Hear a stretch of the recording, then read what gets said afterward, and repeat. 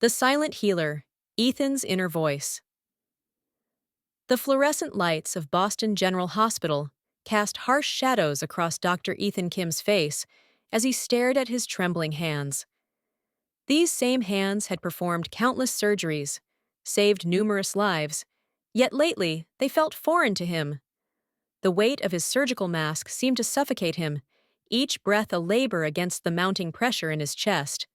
"Dr. Kim, we're losing her!" The operating room erupted into controlled chaos as monitors blared their warning. Despite his best efforts, another patient slipped away. Later that night, as he sat alone in his office, overlooking the city's glittering skyline, Ethan couldn't shake the image of the young mother's family in the waiting room. Their grief-stricken faces joined the growing gallery of memories that haunted his sleepless nights. At 42, Ethan had achieved everything society deemed successful: Harvard Medical School, chief of cardiothoracic surgery, published research papers, and a corner office with views of the Charles River. Yet beneath the polished exterior of his achievements lurked a growing void, a gnawing emptiness that no amount of professional acclaim could fill.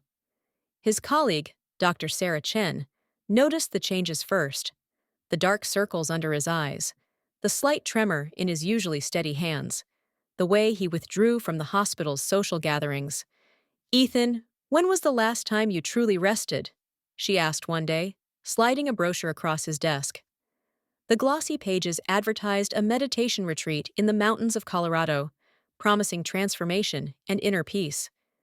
Initially, Ethan scoffed at the idea. His rational, scientific mind rejected what he perceived as New Age nonsense. But after another panic attack in the surgeon's lounge, this time severe enough to force him to cancel a scheduled operation, he found himself booking a flight to Denver. The retreat center, nestled among towering pines and crisp mountain air, seemed worlds away from the sterile hospital corridors.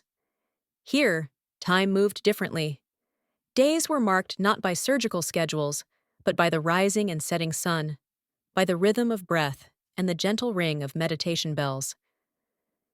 Teacher Ana Rivera, the retreat's elderly guide, saw through Ethan's professional armor immediately. "You heal others," she observed during their first meeting, "but who heals the healer?"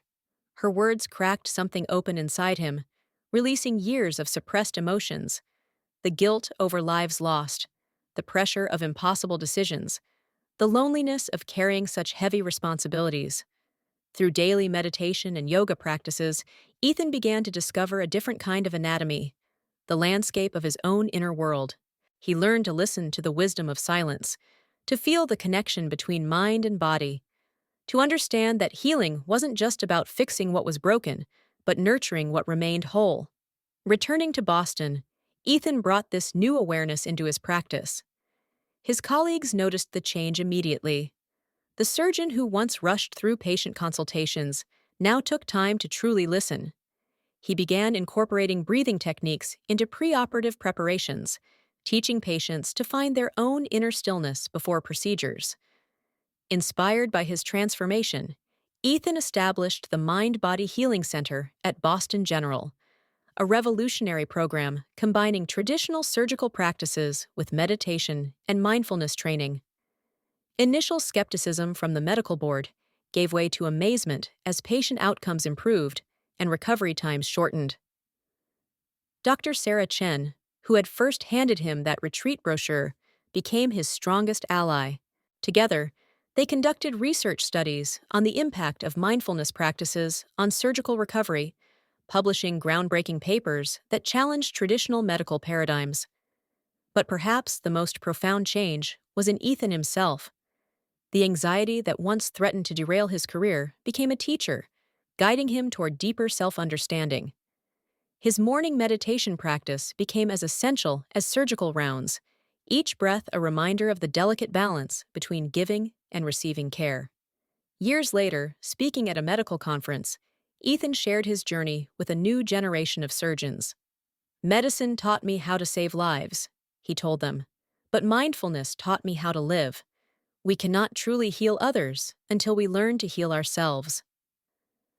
As he looked out at the sea of white coats, Ethan saw his younger self in their eager faces. He saw the future of medicine, not just in technological advances and surgical techniques, but in the integration of ancient wisdom with modern practice, in the understanding that true healing touches both body and soul.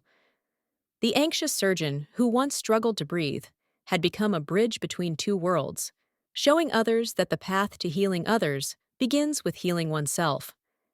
In the end, Ethan's greatest surgery was the one he performed on his own heart, cutting away layers of fear and doubt to reveal the compassionate healer who had been there all along, waiting to be heard in the silence.